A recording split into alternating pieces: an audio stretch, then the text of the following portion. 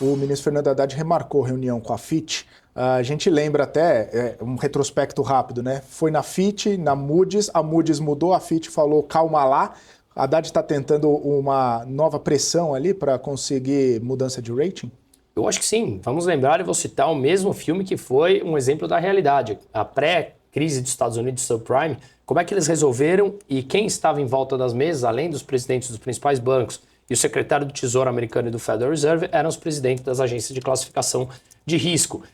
Portanto, sim, eles têm uma relação política. Não estou dizendo, afirmando aqui que há uma relação direta entre uma visita e um aumento do grade, mas é claro e ficou nítido para o próprio mercado que mesmo essa perspectiva positiva dada pela Moody's, poucas pessoas acreditaram nisso.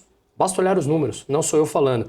E quando a gente pensa, o mercado então ele é malvado. O mercado não são 10 pessoas em volta de uma mesa, como foi justamente essa reunião que eu citei aqui do Federal Reserve para salvar o mundo ali da crise dos Estados Unidos. São milhões e milhões de investidores colocando a sua livre vontade e precificando o que os ativos mostram de risco.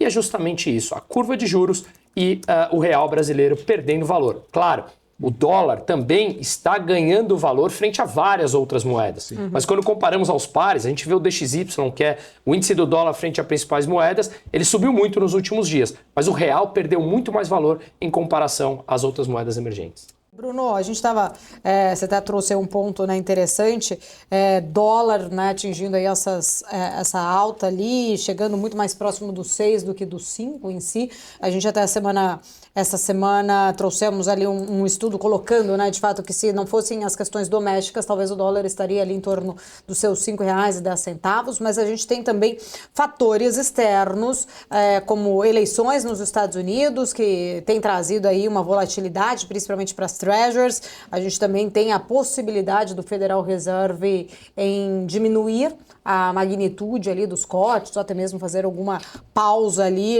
nos cortes. Isso tudo tem influenciado também essa valorização do dólar e desvalorização do real.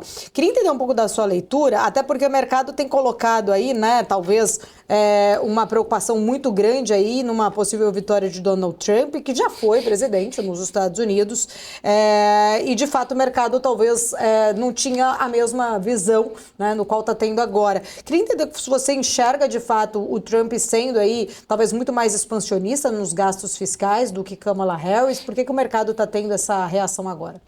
É uma ótima pergunta, viu, Paula? Bom, vamos lá. Eu já mencionei, tanto aqui como nos meus vídeos lá, que eu acho que nós teremos que lidar com um mundo mais inflacionário daqui para frente. E isso tem muito a ver com o expansionismo fiscal e expansionismo monetário que a gente vê nos últimos anos, aprofundando muito mais o risco durante a pandemia. Estamos em níveis de endividamento globais jamais vistos ou imaginados. E isso, na minha opinião, tem que ser corrigido e será corrigido em algum momento. As políticas tanto de Trump como de Kamala Harris, ambas favorecem um período mais inflacionário. Rapidamente aqui falando, a gente vê que os dois são a favor de taxar o comércio internacional, né? Isso é inflacionário. Você impõe tarifas, com mais tarifas os produtos ficam mais caros. Ambos são a favor de juros mais baixos e dólar mais fraco, para favorecer as exportações americanas. E isso também é inflacionário. Ambos são a favor de aumentar o gasto público, o que também é inflacionário. Só que tem um ponto. A Kamala Harris é a favor de aumento de impostos. Se você aumenta o gasto e aumenta o imposto, se for na mesma proporção de hoje, o déficit se mantém, que já é gigantesco, né? A gente está falando de um déficit de 6% do PIB nos Estados Unidos e uma dívida de mais de 35 trilhões de dólares. O Trump é a favor de baixar impostos e aumentar os gastos, o déficit vai crescer mais. De qualquer maneira, inflacionário nos dois pontos. O Trump é a favor de desregular a economia, enquanto os democratas são mais burocráticos por natureza. Então, eu considero isso uma vantagem para o Trump. Mas, de qualquer maneira, é claro que todas essas 5 atividades que eu falei pressupõem mais inflação. E mais inflação nos Estados Unidos faz com que nós tenhamos aqui no Brasil que ter também uma taxa de juros mais alta, senão o real desvaloriza mais ainda mais com a política que nós temos de gerar déficit a cada mês. Isso também é inflacionário por natureza. Então, de qualquer maneira, só para finalizar, eu acho que nós teremos que lidar com uma inflação maior. Mas com a Kamala Harris, eu acho que os Estados Unidos se torna muito mais vulnerável no cenário internacional do que com Trump, que é muito mais linha forte. Mas aí entra um ponto aqui.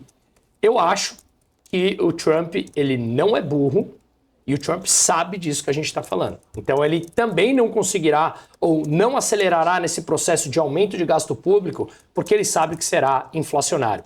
Já os democratas, eles são muito mais intervencionistas do que os republicanos. Então eu tenho certa discordância do que a grande maioria está falando nisso.